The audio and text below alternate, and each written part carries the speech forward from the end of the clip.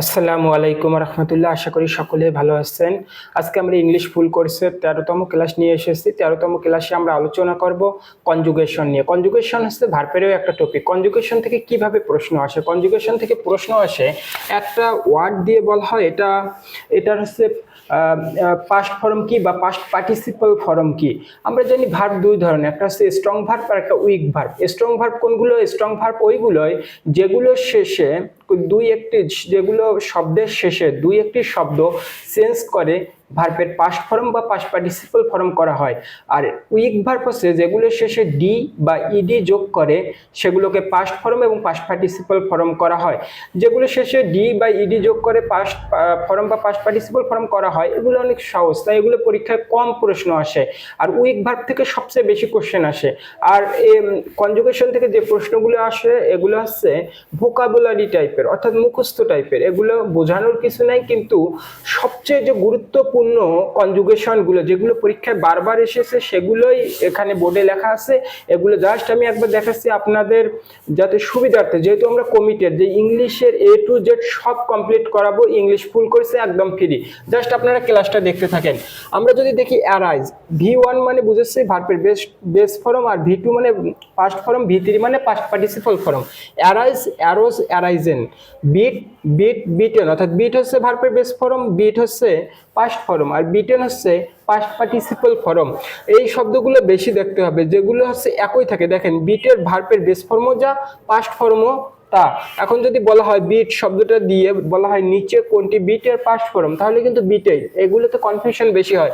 তারপরে bid, bade, bidden. Bite, bit, bit, bitten. মানে বাইটের হচ্ছে past form bit, past participle ফর্মও বিট হয়, আবার বিটেনও হয়। তারপর bleed, bled, bled. Begin, began, begun. Bring, brought, brought. Buy, bought, bought. Catch, caught, caught. Draw, drew, drone.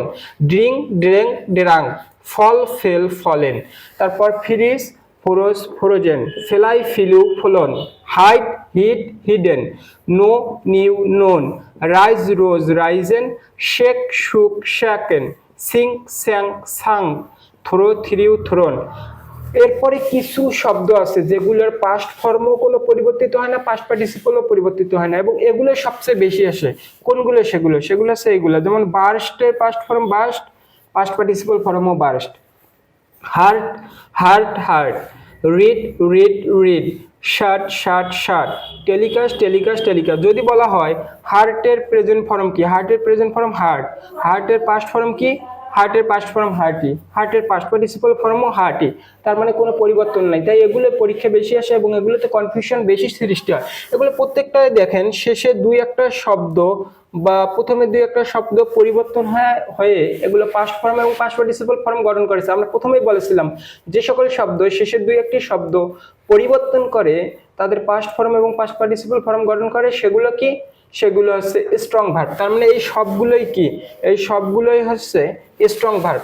যদি উইক ভার্ব দেখি, উইক ভার্ব হচ্ছে যেমন যদি আমি বলি ওয়েলকাম, ওয়েলকাম হচ্ছে ভার্বের বেস ফর্ম। ওয়েলকামের পাস্ট ফর্ম হচ্ছে ওয়েলকামড, ওয়েলকামড। আর পাস্ট পার্টিসিপল ফর্মও হচ্ছে ওয়েলকাম। দেখুন এখানে কোনো শব্দ চেঞ্জ হয় নাই, শব্দের শেষে জাস্ট ডি যুক্ত হয়ে পাস্ট ফর্ম এবং পাস্ট পার্টিসিপল ফর্ম গঠন করেছে। যেহেতু ডি বা ইডি যুক্ত হয়ে past form past participle form গঠন করেছে, তাই এটি হচ্ছে স্ট্রং ভার্ব। না, এটি হচ্ছে কি? Week verb. উইক ভার্ব থেকে খুবই কম কোশ্চেন আসে, আর স্ট্রং ভার্ব থেকে সবচেয়ে বেশি কোশ্চেন আসে। যেগুলো সবচেয়ে ইম্পর্টেন্ট সেগুলো দেখানোর চেষ্টা করা হয়েছে। আশা করি আপনারা অনেক বেশি উপকৃত হবেন। পরের ক্লাসে আমন্ত্রণ জানিয়ে আজকে 13তম ক্লাসটি এখানে শেষ করছি। আসসালামু আলাইকুম।